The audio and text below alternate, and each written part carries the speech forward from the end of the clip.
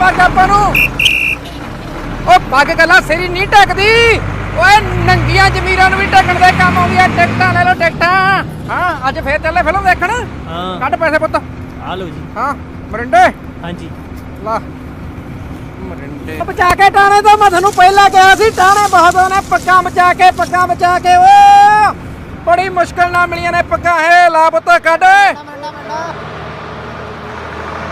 हाँ जी बाबा जी तुसी किधर जी एक मानवपुर दी दियो जी मानवपुर वाह जी वाह बचा के जी बचा के ए आ लो बाबा जी थोड़ा बकाया हाँ भी तू किधर रंडा ही है रंडा ले फड़ा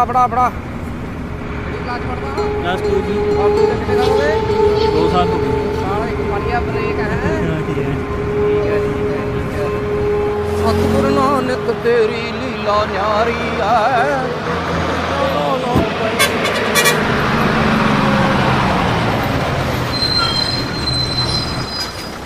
चलो भी चलो उतरे भोरे वाले चल उतरो बीन बजाइए हुण चल भी चल कदे चढ़ जाना कदे उतर जाना चलो भी टिकटां कटा लो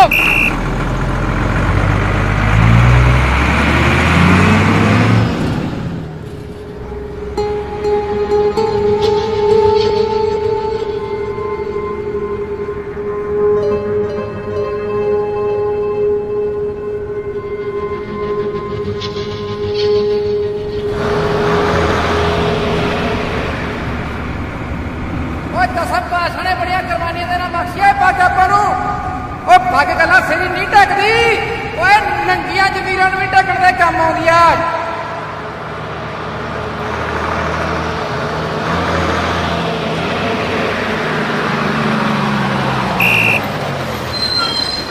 चलो उतर भी ना चलना चलो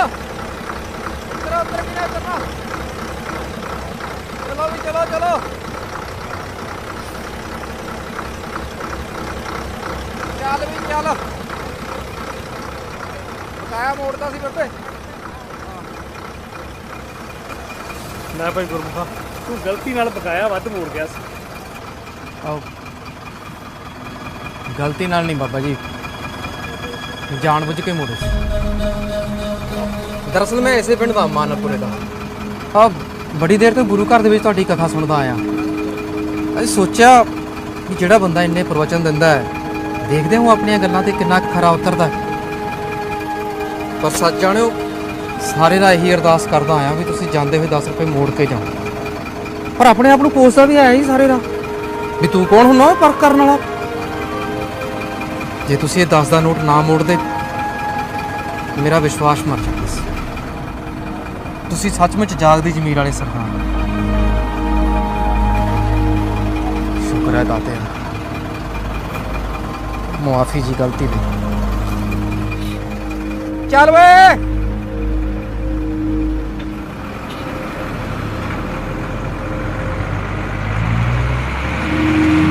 कंडक्टर की गल सुन के तो मैं बोती बन गया ही सच्चा पातशाह गल छोटे वड्डे इम्तिहान की नहीं गल छोटी वड्डी रकम की भी नहीं गल ते तिलकण दी है ते अज तेरा सिख तिलक चलिया ही सच्चा पातशाह हे दसम पातशाह पता नहीं तुसी किनू कदों किहड़े रूप च इम्तिहान लैन भेजदे हो तेरे सिख दा वादा कि अज तो बाद मैं हर इम्तिहान विच पास होवांगा तिलकण तो बचांगा अज तक कंडे ते बचिया शुक्र है दातिया शुक्र है लाल लाली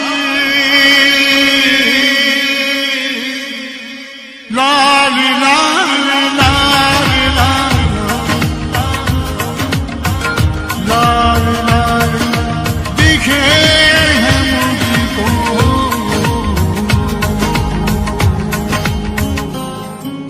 लाली लाली लाली लाली लाली लाली दिखे हैं मुझको जगी लाल लाल लाल लाल लाल लाल दिखे हैं मुझको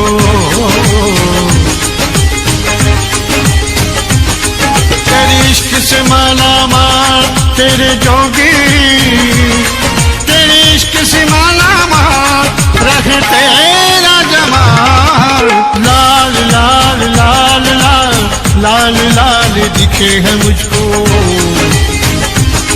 जग लाल लाल लाल लाल लाल लाल दिखे है मुझको।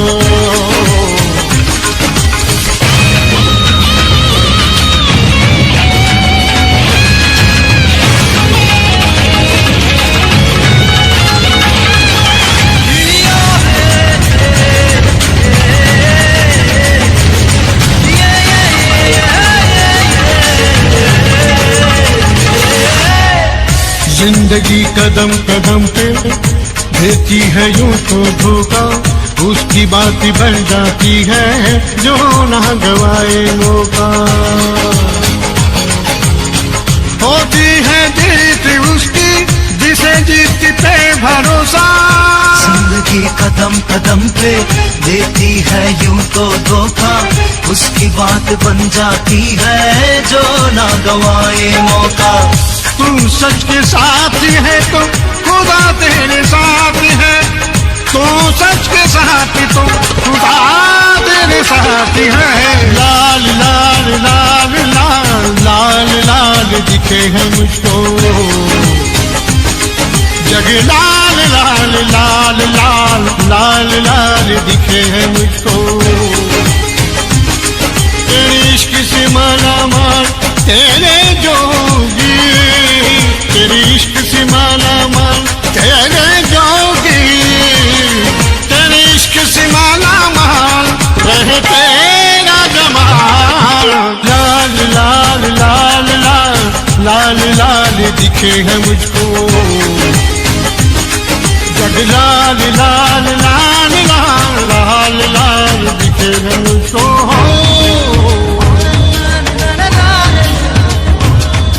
तू बिना हो जिसको उसे तिनके का सहारा, तैरना तुमको पड़ेगा गर जो चाहो तुम किनारा। लगे निशाने पे जुती बदलेगी तो ही तकदीर, सच की राह पे चलने वाला वीर कहे उसे पीर फकीर। लाल लाल लाल लाल लाल लाल दिखे है मुझको, जग लाल लाल लाल लाल लाल लाल दिखे है मुझको। तेरे इश्क से माला माल तेरी जोगी, तेरे इश्क से माला रहे तेरा जमाल। लाल लाल लाल लाल लाल लाल दिखे है मुझको, जग लाल लाल लाल लाल लाल लाल दिखे है मुझको।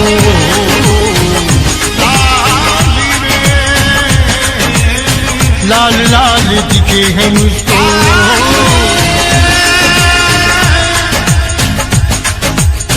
लाल लाल दिखे है मुझको।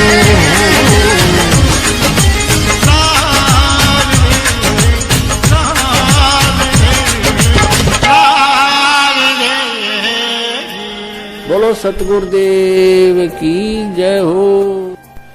बंदी छोड़ सतगुरु रामपाल जी महाराज जी की जय हो।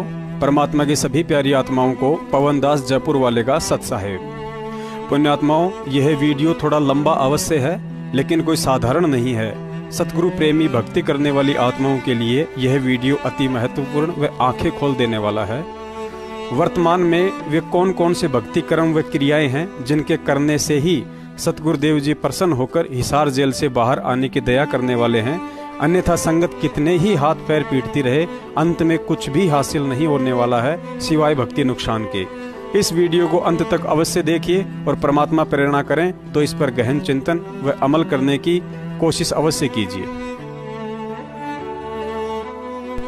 पुण्यात्माओं, पूरी सृष्टि रचना सुनाकर सतगुरु रामपाल जी महाराज जी ने हमें बताया कि काल भगवान की विशेष प्रार्थना पर जब कबीर साहिब जी ने जोगजीत जी के लोक में भी उसे रहने का आदेश ना देते हुए जोगजीत जी से कहा कि उसे अपने लोक से तुरंत निष्कासित कर दीजिए। उसके बाद क्षर पुरुष यानी काल दुर्गा के साथ सतलोक से 16 शंख कोश की दूरी पर आकर अपने 21 ब्रह्मांड में रहने लगा और मैथुन सृष्टि प्रारंभ की। काफी युगों बाद काल लोक में महादुखी हम आत्माओं की करुणामयी पुकार सुनकर उस अटूट प्रेमी दयालु परमात्मा से रहा नहीं गया और हम निकम्मी आत्माओं की सुध लेने के लिए अपने पुत्र जोगजीत जी के रूप में सर्वप्रथम काल भगवान के 21 ब्रह्मांड में वहां आए जहां तपतशिला पर हमें भूना जा रहा था। परमात्मा के तपतशिला के नजदीक आते ही ऑटोमेटिक हम सबको शीतलता मिली और हमने परमात्मा से इस तपतशिला पर भूने जाने का कारण पूछा तो परमात्मा ने कहा कि तपतशिला वाला कष्ट तुम्हें यहाँ के किसी कर्म कुकर्म के कारण नहीं बल्कि सतलोक में की गई गलती के कारण मिलता है। कुछ समय बाद जैसे ही जोगजीत रूप में परमात्मा को काल भगवान आता हुआ दिखाई दिया तो उसके आने से पहले ही हम आत्माओं को तपतशिला से मुक्त कर दिया। काल भगवान ने जोगजीत को देखकर सोचा आज अच्छा मौका है इसे मारने का, क्योंकि इसी ने मुझे सतलोक से बाहर निकाला था। लेकिन पहले इसके यहाँ आने का कारण पूछता हूँ, हो सकता है जरूर परमात्मा का कोई संदेशा लेकर आया होगा। काल भगवान के पूछने पर जोगजीत जी ने बताया कि तूने यहाँ इन आत्माओं को बहुत दुखी कर रखा है। इनके दुख के कारण पिताजी भी बेहद दुखी हैं और मुझे शब्द शक्ति देकर इन आत्माओं को तेरे काल जाल से मुक्त करवाकर सतलोक ले जाने के लिए भेजा है।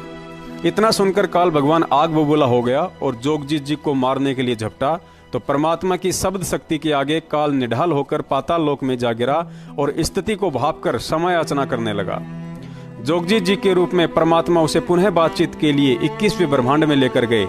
तब काल भगवान ने सोचा कि निश्चय ही जोगजीत जी के पास कोई प्रबल शक्ति है और ये यहाँ से अवश्य ही इन आत्माओं को मुक्त करवाकर ले जाएगा। तब काल ने एक चाल चली, भिखारी की तरह जोगजीत जी के सामने क्षमा याचना करते हुए कहने लगा कि आप तो बड़े भाई हैं, छोटे तो गलती ही किया करते हैं, आप मुझे अक्षमा करें। मेरे लोक में कुछ कमियां हैं जिन्हें आप पिताजी से पूरी करवाने की दया करें। और गुरुजी ने बताया कि इस तरह चापलूसी करके जब काल ने जोगजीत जी के रूप में परमात्मा को वचनबद्ध कर लिया और कहा कि आप 3 युगों में जीव कम लेकर जाना और जब चौथा युग कलयुग आए तब आप जितने चाहो उतने जीव ले जाना, परमात्मा ने उसे तथास्तु कहा और वहां से चले गए। पुण्यात्माओं, अब आगे गौर से सुनने और विचार करने की बात है।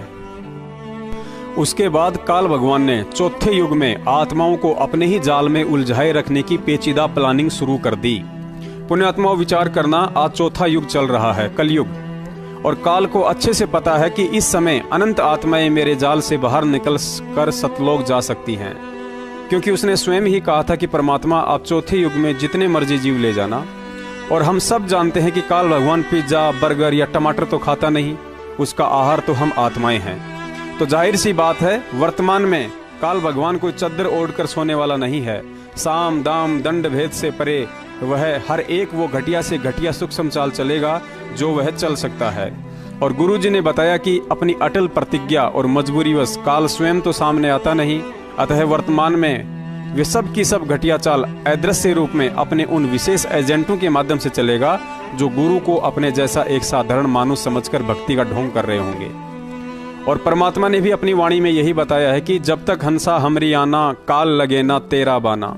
यानी परमात्मा ने काल से कहा था कि तू चाहे मेरी आत्माओं को तोड़ने की कितनी भी कोशिशें कर लेना, लेकिन जब तक आत्मा मेरी आन यानी मर्यादा में रहकर भक्ति करेगी तब तक तेरा कोई भी बाण यानी दाव नहीं लग सकता। अब यहाँ शंका उत्पन्न होगी कि सतलोक आश्रम बरवाला में तो साक्षात परमात्मा बैठे थे, फिर काल का दाव कैसे लग गया? क्या परमात्मा ने भी कोई गलती कर दी थी? पुण्यात्माओं, उपरोक्त वाणी जब तक हंसा हमरी आना, काल लगे ना तेरा बाना परमात्मा का अटल संविधान है जो फेल नहीं हो सकता है। साथ ही आदरणीय गरीबदास जी को परमात्मा ने कहा था कि अनंत कोटि बाजी जहां हम रचे सकल ब्रह्मंड, गरीबदास मैं क्या करूं यो काल करे जीव खंड।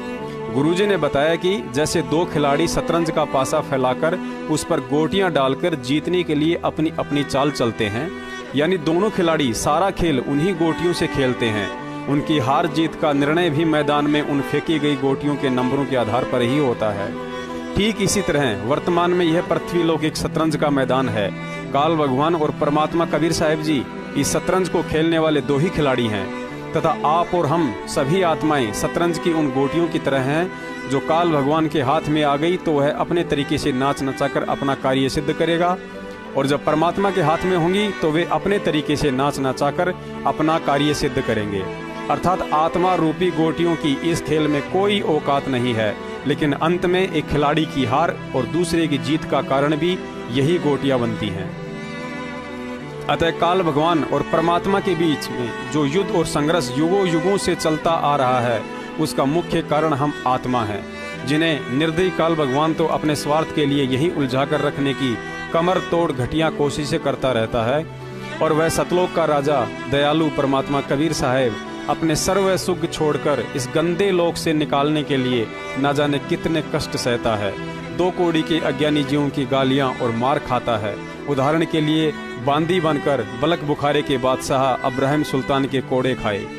650 साल पहले कितने जुल्म सहे और आज 2 बार जेल जाकर हमारे लिए वे यातनाएं सह रहे हैं जो बताते बताते आंखों में आंसू आने लग जाते हैं। अतः सतलोक आश्रम बरवाला में परमात्मा के रहते सहते भी यदि काल भगवान का बाण लगा है और इतना बड़ा कांड हुआ है, तो जाहिर सी बात है कि सतलोक आश्रम बरवाला में परमात्मा के आदेश और मर्यादाओं के खिलाफ गलत काम हुए हैं। इसके चलते काल भगवान को यह कांड करवाने का मौका मिला, वरना सुई के छिद्र से हाथी तो छोड़िए, पूरी पृथ्वी निकाल देने की क्षमता वाले कबीर साहिब जी के अवतार संत रामपाल जी महाराज जी के रहते सहते कांड तो क्या, ऐसे ऐसे 1000 काल भगवान मिलकर सतलोक आश्रम बरवाला के एक पेड़ का पत्ता तक नहीं तोड़ सकते। लेकिन इसके विपरीत भीषण कांड भी हो गया और सैकड़ों भगत घायल तथा 6 आत्माओं की अकाल मौत भी उसी परमात्मा की आंखों के सामने हुई। लेकिन वह चुप रहा, क्योंकि काल भगवान ने जोगजीत रूप में परमात्मा से एक और वचन लिया था कि परमात्मा आप नीचे जाकर केवल अपना ज्ञान बताना, जीवों को अमर मंत्र देकर सतलोक जाने की विधि अवश्य बताना, लेकिन किसी भी आत्मा को बाई फोर्स यानी जबरदस्ती ना लेकर जाना। जो आपके ज्ञान और मर्यादा में रहे वह आपका, मैं वचन देता हूं कि उससे 100 कदम दूर रहूंगा, और जो आपसे इतना ज्ञान और समाधान लेकर भी आपकी मर्यादा में ना रहे वह मुझ काल का, उसे आप ना रोकना। और उन्हीं मर्यादा विहीन आत्माओं को निमित्त बनाकर काल भगवान ने 2010 में राष्ट्रीय समाज सेवा समिति नामक मनवस लोगों का एक संगठन बनाया, जिसमें मुख्यतः उन्हीं लोगों को जगह दी गई जो संत रामपाल जी महाराज जी को परमात्मा तो छोड़िए गुरु भी नहीं मानते थे और सारा काम अपने स्तर पर मनमाने तरीके से ही किया करते थे। जिसके चलते काल भगवान को एक मौका मिला और 2014 में समर्थ परमात्मा के रहते सहते बरवाला कांड हो गया। देखिए वह बयान जो बरवाला कांड के बाद पुलिस के रिमांड के दौरान स्वयं संत रामपाल जी महाराज जी ने पुलिस को दिए हैं।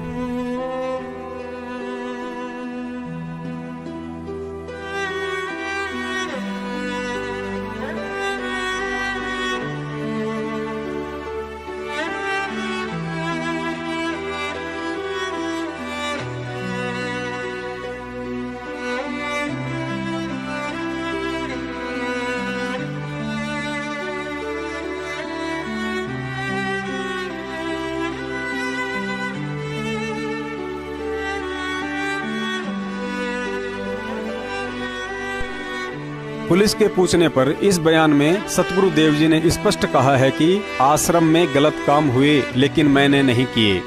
फिर पुलिस वाले ने पूछा कि आपने नहीं किए तो किसने किए? तब सतगुरु देव जी ने कहा कि सेवादार और समिति वालों ने। और हम पिछले 3 साल से सतलोक आश्रम मैनेजमेंट हरियाणा से सतगुरु देव जी के बयानों की कॉपी मांग रहे हैं, ताकि संगत को भी पता चले कि गुरु जी ने अपने बयानों में बरवाला कांड का दोषी आर्य समाज को बताया है, हरियाणा की खट्टर सरकार को बताया है, या सतलोक आश्रम मैनेजमेंट को ठहराया है। लेकिन मैनेजमेंट वालों और वकीलों को अच्छे से पता है कि गुरुजी ने इस कांड का दोषी ना ही तो आर्य समाज को बताया है और ना ही खट्टर सरकार को। गुरुजी ने बरवाला कांड का दोषी राष्ट्रीय समाज सेवा समिति और सतलोक आश्रम मैनेजमेंट को ही बताया है और उनके नाम तक बताए हैं। और यदि गुरुजी के बयान संगत में सार्वजनिक कर दिए तो वर्तमान में इन्होंने जगह जगह फर्जी नामदान केंद्र खोलकर धर्म को धंधा बनाकर लोगों को दान के नाम पर लूटने का जो तरीका अपना रखा है वह मिनटों में फैल हो जाएगा। इसके अलावा भी यदि आपको सतलोक आश्रम मैनेजमेंट की उन काल प्रेरित आत्माओं के आचार विचार और चरित्र की इस वीडियो में खुलकर जानकारी दे दी जाए तो कमजोर आत्माओं का भक्ति से विश्वास उठ जाएगा। यदि आपको सच बनाम झूठ पुस्तक के लेखक सारनामी बसंत सैनी गांव गांधरा जिला रोहतक वाले के द्वारा एक सेवादार और उसकी भक्तमती के साथ कुछ किए गए गलत कार्यों की डिटेल में जानकारी दे दी जाए तो आपका भक्ति से विश्वास उठ जाएगा। यदि संत रामपाल जी महाराज जी के बेटे मनोज को 2016 में गुरुजी की रोहतक तारीख के दौरान जींद बाईपास पर गुरुजी के ही गनमैन संजय डाबोदा द्वारा थप्पड़ मार मार कर गाल लाल करने वाली घटना को डिटेल में बता दिया जाए तो कमजोर आत्माओं का भक्ति से विश्वास उठ जाएगा। बरवाला कांड से पहले पुस्तक सेवा के बहाने सारनामी भक्तों द्वारा कुछ भक्तिमक्तियों के साथ एकांत में किए जाने वाले कुकर्मों को डिटेल में बता दिया जाए तो भक्ति करने वाली आत्माओं का इस भक्ति से विश्वास उठ जाएगा। बरवाला कांड से पहले सारनामी महेंद्र के सारनामी बेटे अमित को कुछ लोगों द्वारा बरवाला में रोड पर पटक पटक कर बुरी तरह मारने की घटना के पीछे की जानकारी को डिटेल में बता दिया जाए तो कमजोर आत्माओं का भक्ति से विश्वास उठ जाएगा। राजस्थान के एक भगत जगदीश जी जो सतलोक आश्रम में कैमरा सेवादार था, उसकी युवा लड़की को एक आश्रम का ही भगत भगा ले गया। उसके बाद उस जगदीश भगत ने और उसकी पत्नी दोनों ने गुरुजी के समझाने के बावजूद भी परमात्मा को त्याग दिया और अपने घर चले आए।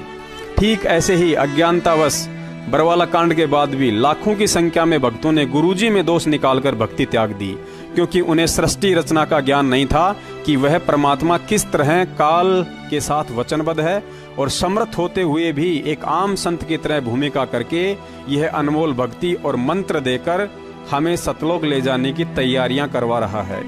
लेकिन यह हमारी पुरानी आदत रही है कि गलती हमारी और दोष दूसरे पर। इसके लिए गुरुजी ने एक सत्संग में कहानी सुनाई थी कि वह परमात्मा किस तरह से तुम्हें काल जाल से निकालने आता है और तुम्हें भी किस तरह मर्यादा और उसके आदेशों में रहकर उसके मिसल को सफल बनाना होता है।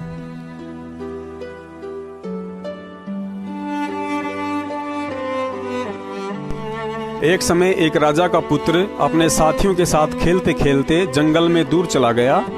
रास्ता भटकने के कारण भीलों के हाथ लग गया। भीलों ने निश्चय किया कि बालक बड़ा सुंदर है, यदि पूर्णिमा के दिन इसकी बलि चढ़ाई जाए तो देवी प्रसन्न होगी। ऐसा निश्चय करके उस बालक को एक कोठरी में कैद कर दिया गया और 1 महीने बाद आने वाली पूर्णिमा का इंतजार करने लगे। उधर अपने पुत्र की नादानी और इस समूची घटना का राजा को पता चला तो उसने एक ऐसे व्यक्ति को महल में बुलाया जो उसे 1 महीने के अंदर अंदर भीलों की भाषा और उनके रीति रिवाज समझा सके। ऐसा ही हुआ। राजा कुछ ही दिनों में भीलों के मध्य जाने को तैयार हो चुका था। जाते जाते उसने अपने सेनापति को कुछ विशेष बातें समझा दी थी। अगले ही दिन राजा भीलों जैसी वेशभूषा के साथ जंगल में उनके मध्य था और कुछ ही दिनों में उनसे ऐसा घुल मिल गया जैसे उनका दूर का रिश्तेदार हो। अपने चातुर्य के चलते राजा भीलों के मुखिया का चहेता बन गया था। एक दिन राजा ने मुखिया से बलि चढ़ाए जाने वाले उस बच्चे से मिलने की इच्छा जाहिर की तो मुखिया ने विश्वास के चलते राजा को चाबी दे दी। राजा ने कोठरी का ताला खोला। कोठरी में बंद अपने प्राण प्रिय बच्चे की हालत देखकर अपने को रोने से नहीं रोक पाया, लेकिन बच्चे की अल्प बुद्धि और नादान उम्र के कारण उसे अपनी वास्तविकता नहीं बताई कि मैं ही तेरा पिता हूँ, वरना बच्चा भावुक होकर वहीं रो पड़ता और सारा खेल खत्म हो जाता। राजा ने अपने बच्चे को हिम्मत देते हुए कहा कि चिंता ना करो, मैं इन बाकी लोगों की तरह निर्दयी नहीं हूँ, मैं तुम्हारा साथी हूँ। यदि तुम मेरे कहे अनुसार चलोगे तो मैं तुम्हें यहाँ मौत से निकालकर सुरक्षित अपने पिता के पास पहुँचा सकता हूँ। लड़के को विश्वास तो नहीं हुआ, लेकिन कोई और दूर तक रास्ता भी नजर नहीं आ रहा था। लड़के ने अपनी स्वीकृति दे दी। उधर जैसे ही बलि चढ़ाने का समय आया तो उससे 1 दिन पहले अपनी परंपरा अनुसार सभी भीलों ने जश्न मनाते हुए जमकर सुरापान किया। राजा ने भी मौके का फायदा उठाकर खाने में बेहोशी की दवा मिला दी। कुछ ही समय में सभी भील कुछ तो नशे में और कुछ बेहोशी के चलते जमीन पर निढाल पड़े थे। राजा का इशारा पाते ही भयभीत बच्चा बिना किसी शोर शराबे के राजा का हाथ पकड़कर वहां से निकल लिया। राजा बिना रुके गड्ढों और कंटीली झाड़ियों की मार सहते सहते अनवरत दौड़ता रहा। कुछ ही घंटों में वे दोनों पिता पुत्र भीलों की सीमा से बाहर थे, जहां सेनापति हजारों सैनिकों के साथ राजा के स्वागत के लिए खड़ा था। महल में जाने के बाद जब राजा ने अपने बच्चे के सामने अपनी भीलों वाली वेशभूषा उतारी, हाथ मुंह धोया, तो बच्चे का उससे लिपटकर रो रो कर बुरा हाल था। उसे एक झटके में सारा खेल समझ में आ गया कि मेरी नादानी के चलते पिताजी ने अपनी जान जोखिम में डालकर कैसे मेरे प्राणों की रक्षा की है, और यदि मैं इनकी बात नहीं मानता और इनके कहे अनुसार नहीं चलता तो भीलों के हाथों में भी मारा जाता और पिताजी के प्राणों को भी संकट में डाल देता।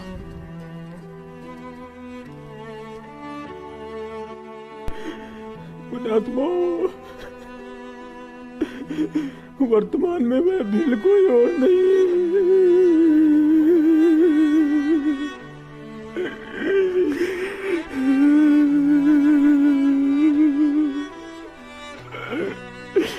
हम नादानों का दयालु पिता कबीर साहिब है जो 21 ब्रह्मांड रूपी जंगल में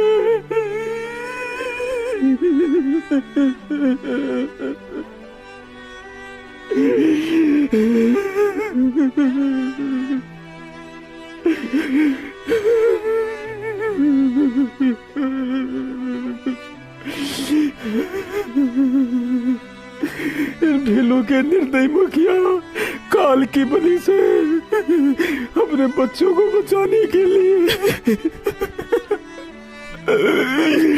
संत रामपाल जी महाराज जी के रूप में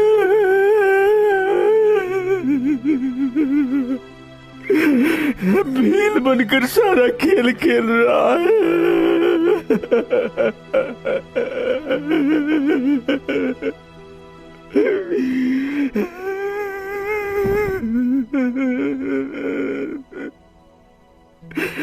बंदी छोड़ माफ करना, हम न छको। हमारे कारण आपको कितने दुख झेलने पड़ते हैं मालिक।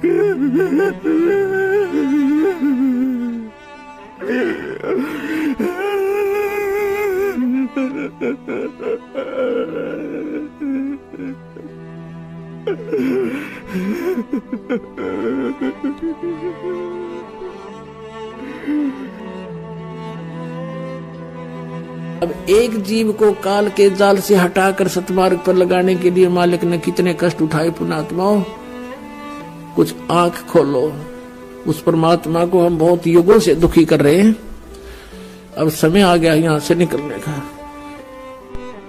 पुण्यात्माओं, इसके अलावा समझदार को इशारा काफी है। 2006 करोथा कांड में जेल जाकर रिमांड के दौरान जेल में झाड़ू निकाली, छाती के बाल तक उखड़वाए। 2014 बरवाला कांड के बाद हिसार जेल में कई बार रिमांड सहन किया। दांतों में दर्द के चलते रोटी को पानी में भिगो भिगो कर उसे नरम कर कर खाते रहे।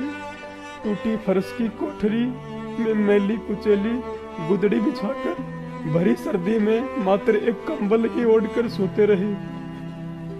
लेकिन अपने बच्चों को रुलाने के लिए कभी भी ये नहीं कहा कि मैं यहाँ दुखी हूँ, मुझे परेशान किया जाता है। हमेशा यही कहा कि बच्चों, मैं ठीक हूँ और तुम विश्वास के साथ भक्ति में लगे रहो, परमात्मा सब ठीक करेगा। ये सारा खेल परमात्मा का है।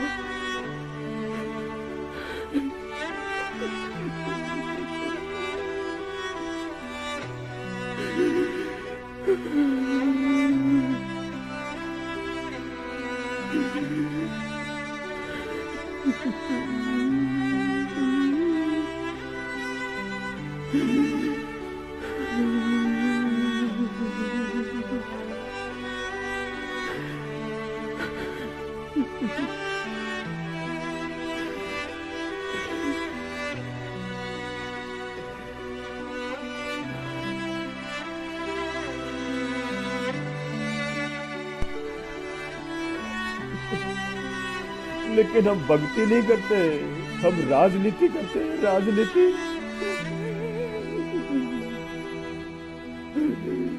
कांग्रेस को वोट डालने की राजनीति, कभी जाटों को समर्थन देकर राजनीति करते हैं,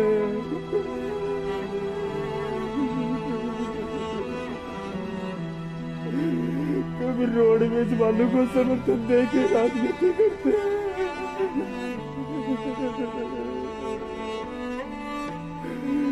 और कभी गुंडों की सीबीआई जांच करवा कर उसको दुखी करते हैं, उसका नाम बदनाम करवाते हैं।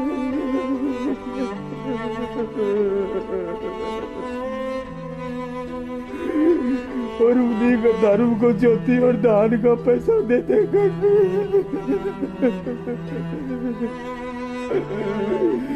उल्टा उसी के लिए परेशानी पैदा करते हैं।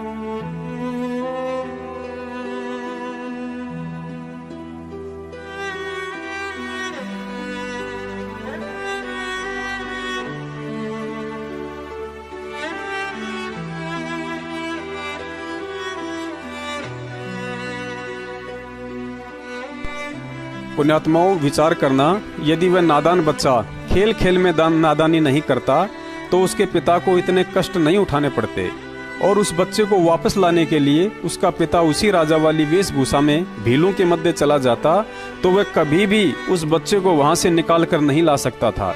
और यदि भील के चोले में वह राजा अपने नादान बच्चे को भीलों वाली चोला उतार कर दिखा देता कि मैं ही तेरा पिता हूँ, तो भी वह बच्चा भावुक होकर सारा खेल वही खत्म कर देता।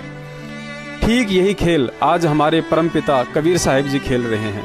हम आत्माओं ने सतलोक में खेल खेल में कालवश होकर जो महागलती की थी, उसके लिए आज हमारे पिता को यहाँ आकर इतने कष्ट उठाने पड़ रहे हैं। अब यदि कबीर साहिब जी अपने वास्तविक रूप में सामने आ जाएं, तो हम अपनी चरम दृष्टि से उन्हें देख भी नहीं सकते हैं, और बिना देखे व महसूस किए बगैर हम सतलोक चलने के लिए विश्वास के साथ भक्ति नहीं कर सकते। इसलिए उन्हें किसी ऐसे महापुरुष का चोला धारण करके भक्ति करवानी पड़ती है जो पाप रहित नेक आत्मा हो। जैसे त्रेता की आदि में राक्षसों के बीच प्रहलाद एक नेक आत्मा थी, और कलयुग की इस पिछली पीढ़ी में वह चोला उस कबीर परमात्मा ने 1997 में गांव धनाना, जिला सोनीपत, हरियाणा के संत रामपाल जी महाराज जी की आत्मा को सतलोक भेजकर स्वयं धारण किया है, जिसका कई जगह प्रमाण भी मिलता है। संध्या आरती के अंत में एक चौपाई में कहा जाता है कि स्वामी राम देवानंद दाता, आपकी घनी सतावे वो बाता, तेरा रामपाल अज्ञान किया सतलोक का वासी। अर्थात आपका रामपाल तो कब का सतलोक वासी हो चुका है।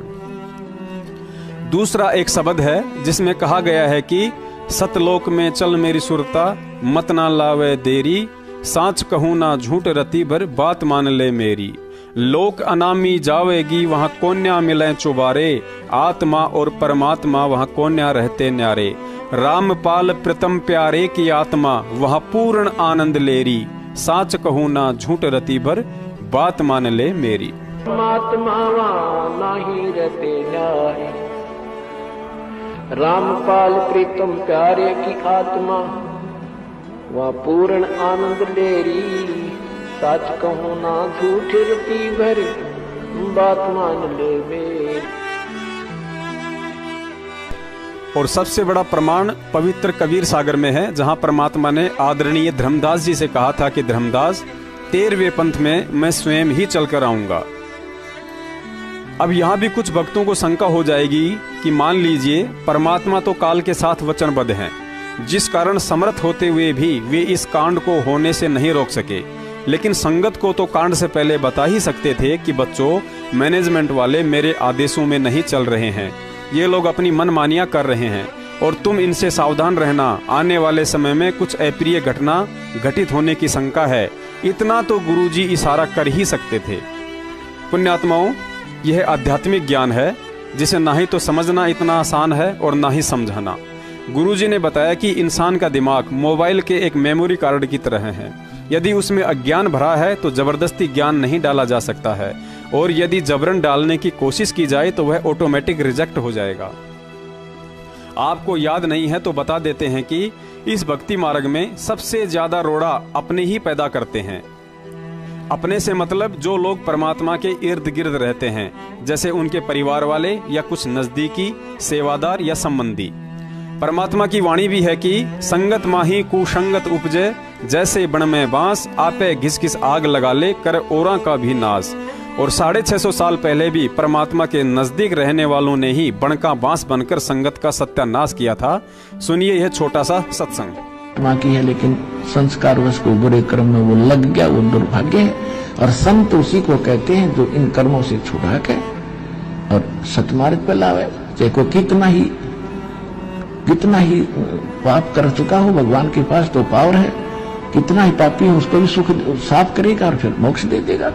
लाल का कोई खराब नहीं होता।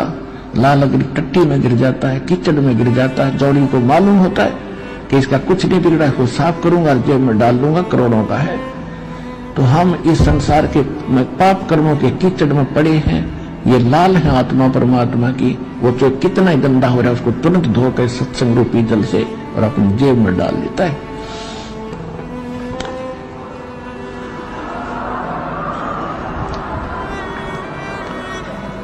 अब उस लड़की ने नींद नहीं आई, को मर्गी बताया, हे भगवान मैं तो सारे दिन खोटे काम कर रही और एक भी शुभ काम नहीं मैंने आज तक किया, मेरा क्या होगा। कांप गई आत्मा। और वो लड़की नहा धो के स्नान करके सत्संग में आकर बैठी। अब परमात्मा सत्संग सुनाने के बाद वो लड़की खड़ी होकर बुरी तरह रोने लगी। उसने अपना परिचय आपको बताया। परमात्मा बोले, कौन है बेटी, क्यों रो रही है, क्या दुख है तुझे? कि हे मालिक, मैं महापापनी और दुष्ट औरत हूँ, मैं इस सभा में आन जोगी भी नहीं हूँ, लेकिन मैं रोक नहीं सकी आपके ज्ञान को सुनकर। क्या मेरे जैसी दुष्टा का भी उद्धार हो सकता है? परमात्मा ने कहा, बेटा अब कितना ही मैला कपड़ा हो, साबुन अगर श्रेष्ठ है तो मैल उतार देता है। मेरे पास वो साबुन है सतनाम का। कोई कितना ही पापी हो, जब मैल यदि गंदा कपड़ा साबुन और जल के टच में नहीं आओगा तो साफ कैसे होगा? क्या बात है बेटी, बता कौन है तू, क्या दिक्कत है? तो उसने बताया, जी मैं वैसा हूं, गणका हूं, और आज मैंने आपका ज्ञान सुना दाता, मैं रोक नहीं सकी अपने आप को।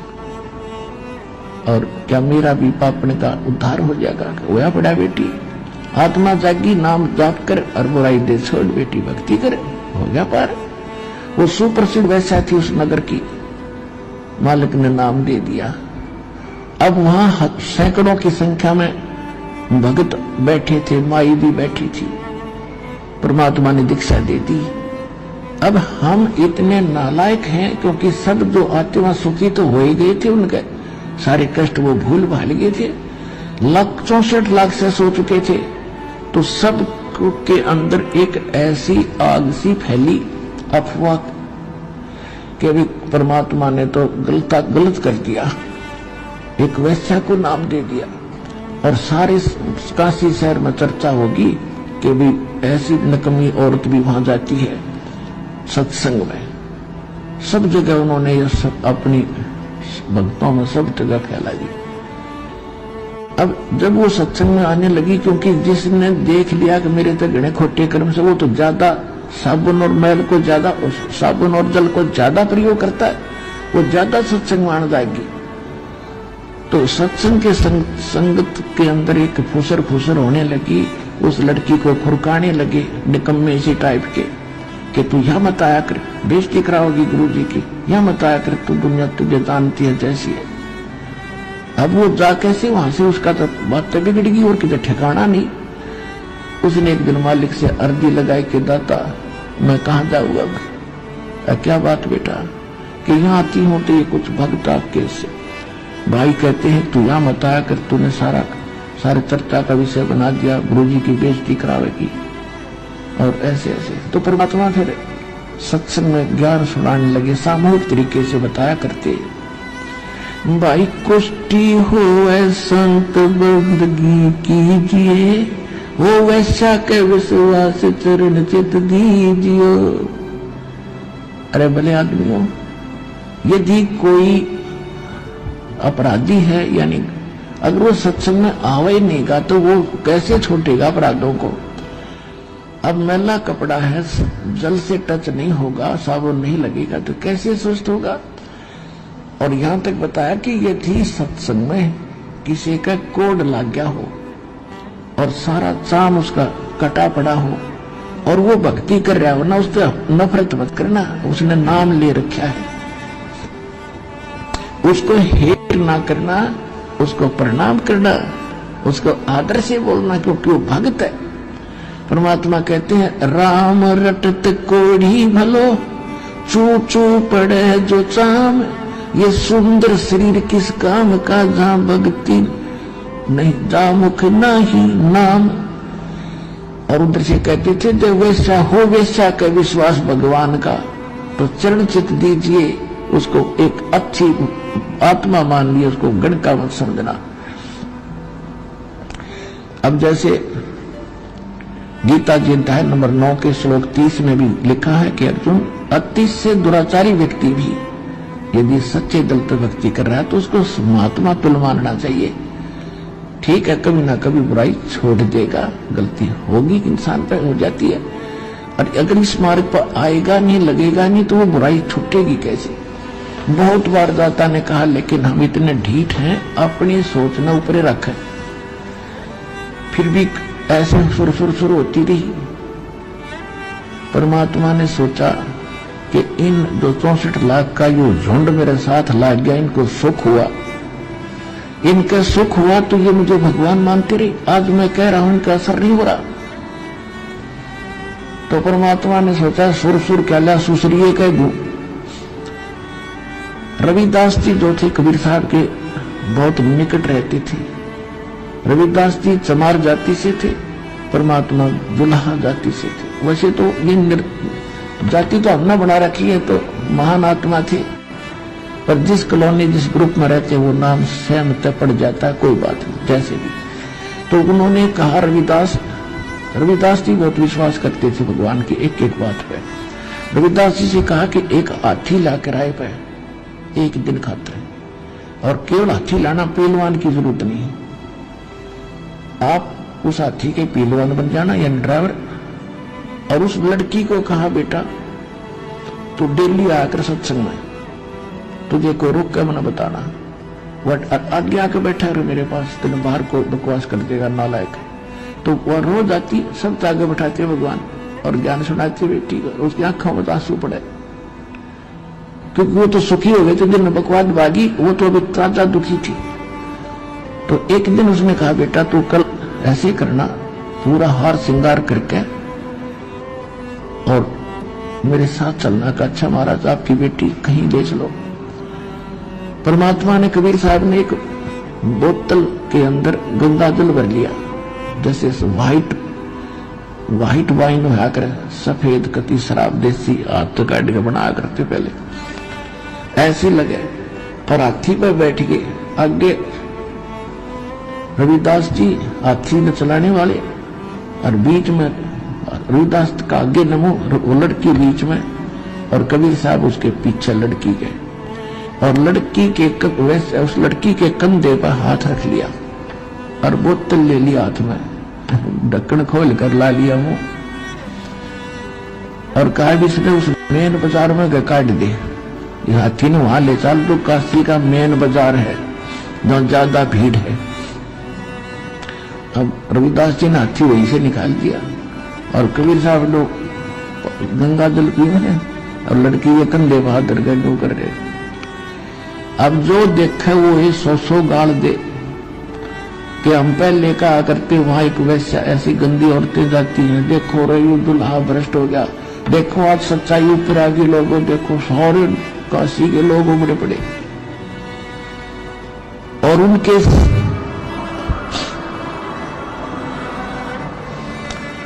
अब जो परमात्मा के सच थे उनको वो काशी वाले लोग कहने लगे, आ जाओ दिखाऊं थारे कारनामे तेरे गुरु जी के। अब देखो ये क्या हो गया, हम कहा करते ना पहले। तो मूर्ख क्या कहते हैं कि मैं तो कभी कभी जाया करता, मन्नत नाम नूम छोड़ दिया था पहले। कोई कहता मन्नत तो डड्डू ले जाया करता, मैं तो ऐसे कभी कभी जाता था। यानी सारे के सारे 64 के 64 लाख इस घटना से ऐसे गए जैसे पलड़े से मेंढक कूद जाया करे। परमात्मा सत्संग में सुनाया करते थे, रे मूर्ख आदमियों, जब तुम्हारे पैर टूट रहे थे तब तो मैं भगवान था, आज मैं मूर्ख हो गया। एक वैसा को साथ बिठा कर अपनी बेटी को ज्ञान सुना रहा हूं, आज भगवान नहीं रहा। तो परमात्मा ने उनकी वह फड़क निकालनी थी और उनकी परीक्षा करनी थी, तुम कितने विश्वासी हो और कितना भगवान को पहचान पाए हो। हम इसी बात में मार खाएंगे, हम भगवान को भगवान नहीं समझ पाए। और जब तक हम परमेश्वर कबीर साहब को भगवान नहीं समझकर डट कर भजन करेंगे, इतने पार नहीं हो सकते। लेकिन मालिक दयालु है,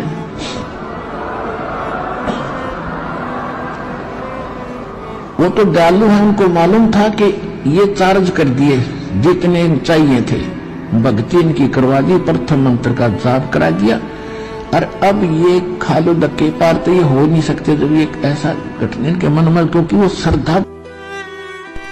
पुण्यात्माओं, समझदार को इशारा ही काफी है। इस सत्संग में परमात्मा ने स्पष्ट कर दिया है कि जब उस गणिका बहन से परमात्मा ने दुखी होने का कारण पूछा तो उस बहन ने बताया कि मुझे सेवादारों के द्वारा यहाँ आने से रोका जाता है कि तू हमारे गुरुजी की बेइज्जती करवाएगी। जाहिर सी बात है, अंतर्यामी परमात्मा को तो उस बहन के बताने से पहले ही सब पता था कि इसे कौन कौन सेवादार परेशान करते हैं। लेकिन यहाँ विचार करने की बात है कि पता होने के बावजूद भी कबीर साहिब जी ने उन सेवादारों को अकेले में बुलाकर समझाने के बजाय सत्संग के माध्यम से सामूहिक संकेत ही किया था कि भाई कोडी हो चाहे संत बंदगी कीजिए, हो वैश्या के विश्वास चरण चित दीजिए। परमात्मा का उपरोक्त सत्संग और उदाहरण उन लोगों की शंका का समाधान है जो यह कहते हैं कि जब गुरुजी को मैनेजमेंट के बारे में सब कुछ पता था तो वे उनकी बात नहीं मानते थे, तो गुरुजी ने संगत को क्यों नहीं बताया। जैसे अंतर्यामी परमात्मा ने 650 साल पहले सत्संगों में संकेत किया था, ठीक इसी तरह यदि बरवाला कांड के पहले 2013 व 2014 के सत्संग सुने जाएं, तो उन सत्संगों में परमात्मा ने स्पष्ट कर रखा है कि सतलोक आश्रम मैनेजमेंट के चौधरी लोग गुरुजी की कम सुनते थे और अपना घटिया दिमाग ज्यादा चलाते थे। गुरुजी ने तो 2008 में ही स्पष्ट बोल दिया था कि इसी संगत में 1-2 काल के दूत पैदा हो चुके हैं। सुनिए परमात्मा का यह अनमोल सत्संग। यदि सतगुरु नहीं मिलते, सतगुरु का अर्थ होता है जो सच्चा ज्ञान दे अकॉर्डिंग टू द शास्त्र, यानी हमारे सदग्रंथों के अनुसार विधि बतावे और उसको आदेश हो नाम देने का, वो अधिकारी हो नाम देने का। अब ये नाम प्राप्त करके इस दास से सार नाम भी प्राप्त कर लिया और फिर आप खुद वो नाम देने लग जाए किसी थर्ड पर्सन को से, मान ले वो एक नकली ड्रामा भी कर ले कि मैंने उससे आदेश ले लिया नाम देने का, नहीं, क्योंकि जिससे उसने नाम लिया है वो अधिकारी ही नहीं है इस नाम के देने का। तो ऐसे कोई उपदेश देता है तो वो अपना भी जीवन और उन भोली आत्माओं का जीवन व्यर्थ कर रहा है। जैसे सरकार का, गवर्नमेंट का एक प्रतिनिधि होता है, कोई जैसे ये बोर्ड बना, एसएस बोर्ड बनाया हुआ है, तो उसमें जो चेयरमैन होता है वो अपॉइंटमेंट लेटर पर साइन कर देता है, तो उस बच्चे की नौकरी पक्की हो जाती है सरकार में। और उस अपॉइंटमेंट लेटर में 5-4 पंक्तियां होती हैं, लाइन होती है, उसमें लिखा होता है कि you are hereby appointed for the post of such and such, your salary will be such and such, these will be term and condition, और वो नीचे साइन कर देता है चेयरमैन, तो उस लड़के को वो नौकरी प्राप्त होगी, सारी सुविधा सरकार देगी। यदि उन्हीं 5-4 पंक्तियों को कोई भी टाइप करवा कर एनीबॉडी दस्तक कर दे तो किसी को वो लाभ नहीं मिल सकता जो उस अधिकारी के द्वारा, गवर्नमेंट द्वारा नॉमिनेटेड, गवर्नमेंट द्वारा अपॉइंटेड वो चेयरमैन के साइन से जो लाभ मिला, अन्य व्यक्ति के साइन करने से, दस्तक करने से, हस्ताक्षर करने से कोई लाभ नहीं मिलता। ऐसे ही अधिकारी के बिना, ये उपदेश लिए बिना वो कोई लाभ नहीं करेगा, क्योंकि काल तो अपने दूत बीच में फंसाएगा एक आधा, उसको तो आग लगी हुई है, काल को तो ये चिंता बन गई है कि तो तेरा बाग उजड़ेगा। और ये परमेश्वर का संदेश वाहक आकर के ये यथार्थ ज्ञान बता रहा है, और जब इन प्राणियों को ये पता लग जाएगा तो सभी के सभी परमात्मा की शरण में पहुंच जाएंगे। यही कारण है कि पीछे कितना बड़ा बवंडर बनवा दिया इस काल ने ही, उन काल के दूतों को श्रृंगार दिया, प्रेरित किया, और इस दास के बारे में झूठी अफवाहें फैलाकर मार बेगन तार दिया। तो काल को चिंता होगी है कि ईव तेरी बात बिगड़ेगी। जो आज तक झूठा संदेशा भिजवा रखा था जनता में, अब ये पोल खुल रही है। तो जिस कारण से उसने ये सब कहानी बिगड़वाने की चेष्टा की, लेकिन समर्थ का सरना गहो रंग होरी हो, कभू ना हो ऐ काज राम रंग होरी हो। समर्थ की ओट में बैठे हैं हम, उस पूर्ण पुरुष की आड़ में, उसकी पूर्ण पुरुष की शरण में हम बैठे हैं। हमारा कभी अकाज नहीं हो सकता। तो इसी प्रकार काल अपने दूत इसी संगत में एक दो तो हो चुके हैं, लेकिन उनकी दाल नहीं गल पाएगी। जनता बहुत सियानी बना दी हमने, अपने श्रद्धालुओं को तोते की तरह रटा दिया है ये ज्ञान। अब उन दुष्ट आत्माओं से औरों को भी बचाएंगे और आप भी दूर रहेंगे। एक सत्संग में गुरुजी ने बताया कि यह करोथा कांड काल भगवान का झकझोल था, लेकिन इसी बहाने परमात्मा ने भी अपने हंसों की परीक्षा ले ली कि कौन कितने पानी में है। ठीक इसी तरह बरवाला कांड भी काल भगवान का झकझोल था, और परमात्मा ने आप और हमारे ज्ञान की परीक्षा भी लेनी थी। विचार करने की बात है, जब बच्चा छोटा होता है तो पिता उसे खूब ज्ञान और संस्कार देता है, और जब तक वह बच्चा समझदार नहीं हो जाता है, अच्छे बुरे अपने पराये और लाभ हानि को परखने लायक नहीं हो जाता है, तब तक वह पिता यही चाहता है कि बच्चा मेरे आदेश अनुसार ही चले, मैं जैसा कहूँ वैसा ही करे। और जब वही बच्चा 18-20 वर्ष का होकर शादी के लायक हो जाता है, तो वही पिता चाहने लग जाता है कि अब यह बच्चा अपने जीवन के आगे का सफर मेरे द्वारा 18 वर्षों तक दिए गए ज्ञान और संस्कार आधार से स्वयं ही अच्छे बुरे की परख करते हुए तय करे। अगर अभी भी यह बच्चा मेरे द्वारा दिए गए उस ज्ञान और संस्कार को आधार ना बनाकर मेरे ऊपर ही निर्भर रहता है, जैसा पिताजी कहेंगे वैसा ही करूंगा, तो अवश्य ही इसका भविष्य अंधकारमय होगा।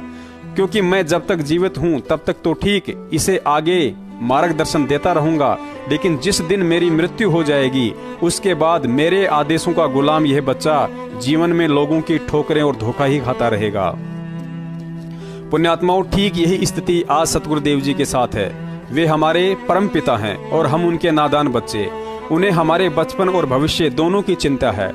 एक सांसारिक पिता से सैकड़ों गुना अधिक है। नाम दीक्षा के उपरांत 4 से 5 साल तक वे चाहते हैं कि यह बच्चा बार बार आश्रम में आए, ज्यादा से ज्यादा सत्संग सुने, और मैंने जो मर्यादा रूपी आदेश बता रखे हैं उनका पूर्णतया पालन करे, ताकि इसे भक्ति मार्ग में काल भगवान द्वारा किए जाने वाले छल कपट की अच्छे से जानकारी हो जाए। साथ ही कबीर साहिब जी का वचन है कि कलयुग में 1000 वर्ष तक यह भक्ति मार्ग निर्बाध रूप से चलेगा। साथ ही उस सांसारिक पिता की तरह सतगुरुदेव जी को यह भी पता है कि मुझे भी एक ना एक दिन यह पंच तत्व का भौतिक शरीर त्याग कर जाना है। उसके बाद भक्ति मार्ग के आगे का सफर इन बच्चों को स्वयं ही तय करना है, और भक्ति मार्ग का वह सफर ये बच्चे तभी तय कर पाएंगे जब मेरे द्वारा 26 साल से दिए गए ज्ञान, तत्व ज्ञान और समाधान को आधार बनाकर इस भक्ति मार्ग के फैसले स्वयं लेने में सक्षम हो जाएंगे।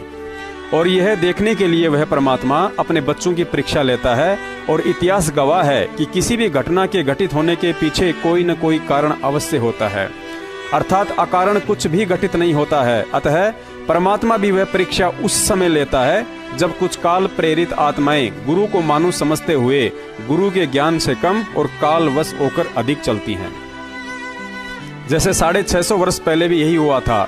अधिक सुखी होने के कारण कबीर साहिब जी के आसपास रहने वाले भगत अहंकारी हो गए थे, जो उस गणिका बहन को भला बुरा कहने लगे और कबीर साहिब जी की इज्जत के ठेकेदार बन बैठे थे कि तेरे सत्संग में आने के कारण गुरुजी की काशी में बदनामी हो रही है।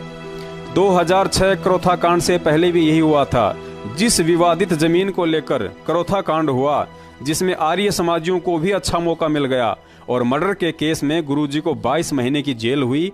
वह जमीन सतलोक आश्रम करौथा के मुख्य सेवादारों के द्वारा संत रामपाल जी महाराज जी के बिना आदेश व मार्गदर्शन से उस समय ली गई थी जब संत रामपाल जी महाराज जी 3 महीने के लिए महाराष्ट्र के पूना शहर में सत्संग करने के लिए गए हुए थे।